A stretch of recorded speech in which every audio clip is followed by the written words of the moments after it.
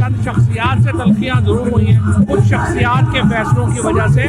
वो पहलवान किधर गया है जो डार्क लिस्ट को लेके आए थे? मुल्क को तब्दील एस्टेब्लिशमेंट ने नहीं करना। दोनों इलेक्शन में एस्टेब्लिशमेंट ने भी पूरी मुखालफत की, एस्टेब्लिशमेंट भी बैठे क्योंकि वो सियासत का एक इंटीग्रल हिस्सा है इस वक्त। कागज का टुकड़ा नहीं था। साजिश जो है वो बता कर नहीं की जाती। Why would America leave a trace? चोर जितना भी माहिर हो कई दफ़ा निशान छोड़ जाता है। हमें हलीफ भी कहें और हम पर सवाल या निशान भी हो। बिलावल भुट्टो जरदारी का कंडक्ट ऑफ फॉरेन पॉलिसी वो तो दौरों पे है, एक दिखावा है। प्लीज़ समझने की कोशिश कीजिए, इमरान खान का मसला नहीं है। जी, इमरान खान साहब के हकीकी आज़ादी कंटेनर पर इस वक्त मेरे साथ मौजूद हैं फवाद चौधरी साहब। पाकिस्तान की सियासी हकीकतों को समझते हैं, जीटी रोड की रियलिटी को समझते हैं। फवाद चौधरी साहब ये बताएं कि तासुर ये बन गया है कि ये पीटीआई और पाकिस्तान के मिलिट्री इस्टेब्लिशमेंट की लड़ाई है, आप दुरुस्त समझते हैं इस बात को? नहीं, बिल्कुल भी लड़ाई नहीं है। मिलिट्री इस्टेब्लिशमेंट की जो अहमियत है उसको हम समझते हैं। फ़ौज में जो तहरीक इंसाफ की सबसे बड़ी अगर कोई सपोर्ट है तो वो फ़ौज में है। उसकी वजह ये है कि पीटीआई मिडिल क्लास की सबसे बड़ी सियासी जमात है और फ़ौज मिडिल क्लास का सबसे ऑर्गेनाइज ग्रुप है। तो फ़ौज में और पीटीआई में एक बहुत ज़्यादा सोच का यगानगत है, एक ही सोच है जो फ़ौज की और हमारी है। हाँ, कुछ शख्सियात के फैसलों की वजह से स्पेशली जो लोगों को अरेस्ट किया गया और तशद्दुद का निशाना बनाया गया, उसकी वजह से एक चंद शख्सियात से तलखियाँ जरूर हुई हैं, वो ज़रूर है। अच्छा, मुझे ये बताइए कि पाकिस्तान में ज़ाहिर है कि फ़ौज और इस्टेब्लिशमेंट की हिमायत बड़ा किरदार अदा करती है किसी भी जमात के राइज और फॉल में। आप एक ऐसे वक्त में इलेक्शन डिमांड कर रहे हैं जब आपकी चंद इंडिविजुअल्स के साथ आप खुद कह रहे हैं कि ताल्लुकात बहुत अच्छे नहीं हैं, तो अगर इलेक्शन हो जाता है आपको क्या आपके मतलूबा नताइज मिलेंगे? मुल्क को तब्दील एस्टेब्लिशमेंट ने नहीं करना, लोगों ने करना है। अभी दो जो इलेक्शन हुए हैं, एक पंजाब में हुआ है और उसके बाद फिर एक नेशनल हुआ है।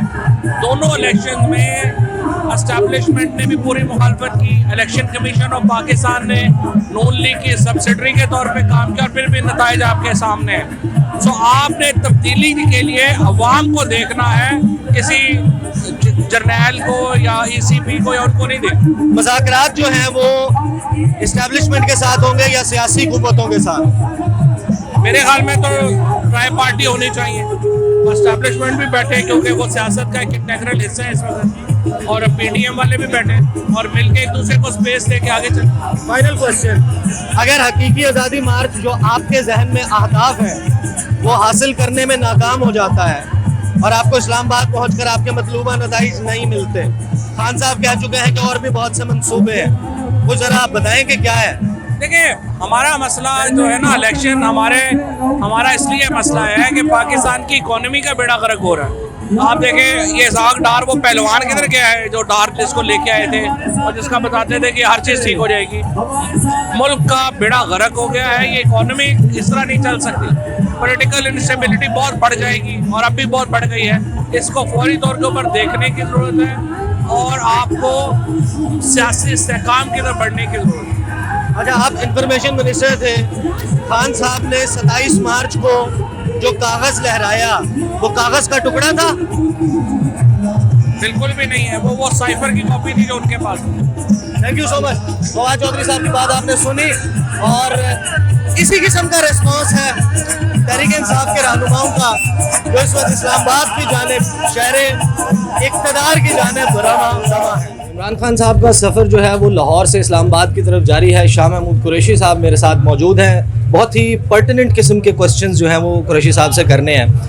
कुरैशी साहब, ये बताइए कि 27 मार्च को खान साहब ने जो कागज़ लहराया जलसे में, क्या वो सिर्फ महज एक कागज़ का टुकड़ा था या उसके मतलब बहुत ज़्यादा हैं? कागज का टुकड़ा नहीं था, वो एक ऐसा साइफर था जिसने कौम की खुद मुख्तारी पर ज़रब लगाने की कोशिश की। ये कहा जाता है कि साजिश जो है वो बता कर नहीं की जाती। Why would America leave a trace in form of a cipher message हमारे एम्बेसडर की तरफ से जो फिर यहाँ पर आपको आपकी मिनिस्ट्री को कम्युनिकेट किया गया?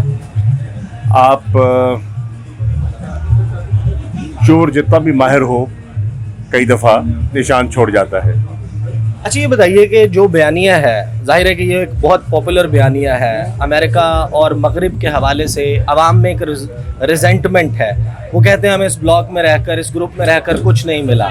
عمران خان صاحب اس پاپولر بیانیہ کو لے کر چل رہے ہیں، لیکن ایک ریالٹی ہے کہ انٹرنیشنل اسٹیبلشمنٹ، بین الاقوامی قوتیں، مغرب، امریکہ، ان کے ساتھ لڑائی کر کے اقتدار کرنا، نبھانا، آنا تو ٹھیک ہے لیکن اس کو نبھانا بہت مشکل ہو جاتا ہے۔ ڈو یو تھنک کہ پارٹی جو ہے وہ اگر اس آزادی مارچ کے اختتام پر آ بھی جاتی ہے گورنمنٹ میں، you will face so many troubles?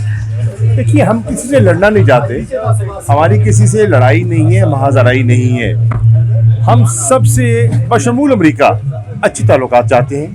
ہم کیا کہہ رہے ہیں؟ ہم صرف یہ کہہ رہے ہیں کہ پاکستان کے معاملات اور پاکستان کے فیصلے پاکستان کے لوگوں کو کرنے دیجیے۔ ہم صرف یہ کہہ رہے ہیں، ہم تو مداخلت کے خلاف ہیں، ہم کسی ملک کے خلاف تو نہیں ہیں۔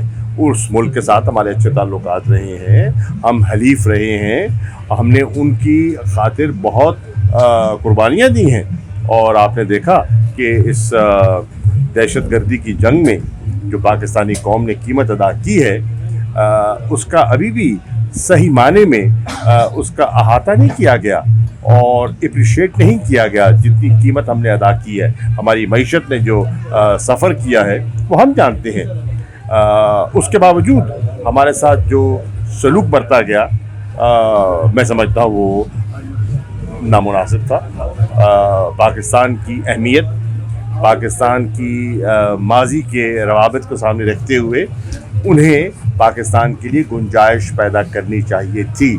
آئے دن آپ ہم پر نکتہ چینی کریں، ہمیں حلیف بھی کہیں اور ہم پر سوال یا نشان بھی ہو، ہم آپ کے ساتھ بھی ہیں اور ہم پر بمباری بھی ہو رہی ہو، ہمارے پر ڈرون حملے بھی ہو رہے ہوں، تو یہ ایسے تضادات ہیں جس نے پاکستانی قوم کو سوچنے پہ مجبور کیا کہ ہم کہاں کھڑے ہیں۔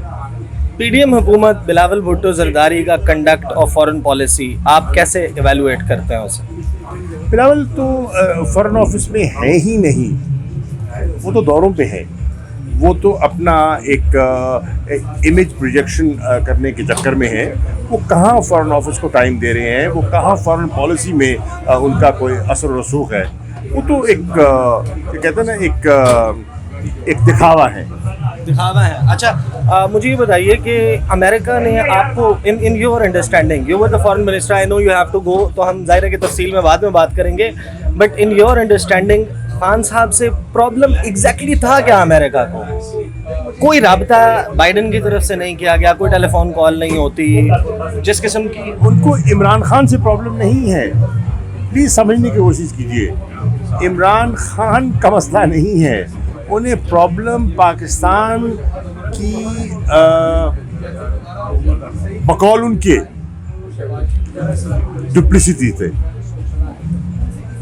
وہ کہتے ہیں نا ہم اسے اتفاق نہیں کرتے، لیکن وہ عمران خان نہیں، وہ پاکستان کی مختلف پالیسیز پر ان کو شک و شبہات تھے۔